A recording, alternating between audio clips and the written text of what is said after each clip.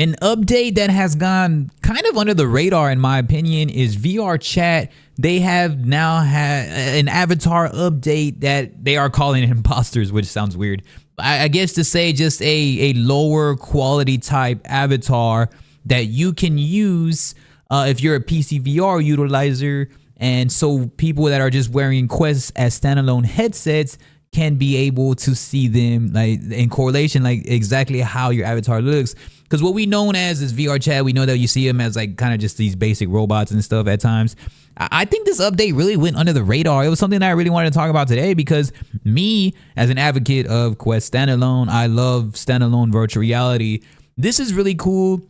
So you can involve everybody who you do hang out with, right? In case you do meet people that are just use standalone, people that use PCVR. Now, someone who has done a really good job somewhat with this also has been Ready Player Me. They have allowed avatars to be in correlation so you can utilize them through both PCVR and Quest standalone. And their avatars actually look really good. In fact, I use my Ready Player Me avatars for that.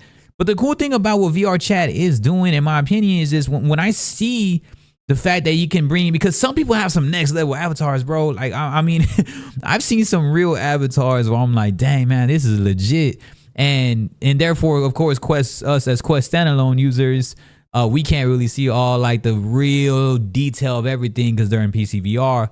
But using these quote unquote imposter update that VRChat has offered. Now, VRChat has other updates also, like I think paid creator symptom stuff, developer updates. They just have a lot of cool stuff that's been going on. And I had just recently made a free games list that I put VRChat in there. And these are some of the reasonings why is that VRChat's been around since what, like 2014, I would believe.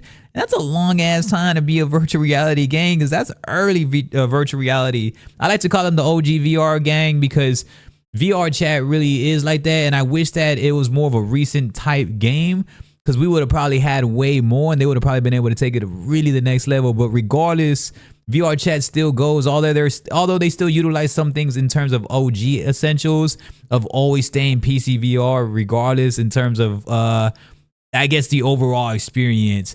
These updates are cool to help Quest, though. Like what I said, Ready Player Me has helped out so much, and me getting a legit avatar, getting in there into VRChat, and also to be able to utilize this imposter aspect. Again, if you have friends that are using standalone, these imposters, again, they're just a mini clone, a mini duplicate. It's gonna be obviously like more condensed, compressed, not gonna be as like lavish looking. Graphics aren't gonna be top tier. Again, it is a Quest standalone versus PCVR, which is a drastic difference. But just seeing your avatar that you did make, because some people pay a lot of money, some people took hours in designing these types of avatars. And it's cool to just, especially if you create content or if you're just doing, even just recording for your own personal sake, right? With your friends hanging out. And if you're hanging out with friends all across the country, all across the world, it's always cool to get like those point of views. You know, in VRChat, you could have all your cool point of views.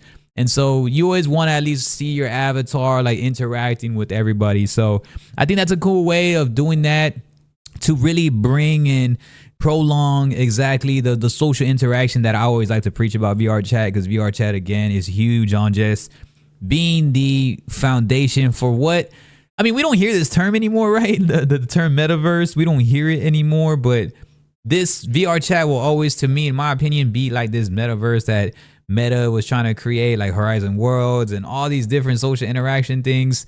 But in reality, it's VRChat, right? They still hold all these New Year's Eve celebrations and all these other things. And I think that that's something that's we should always look into and be thankful for with VRChat, because they're cool with that. Now, again, VRChat does have a lot of like negativity. Also, it's just like real life, right? There's negative things, there's positive things. So your best bet is to always stay away from the bad shit that goes down in VRChat and to go do your own thing.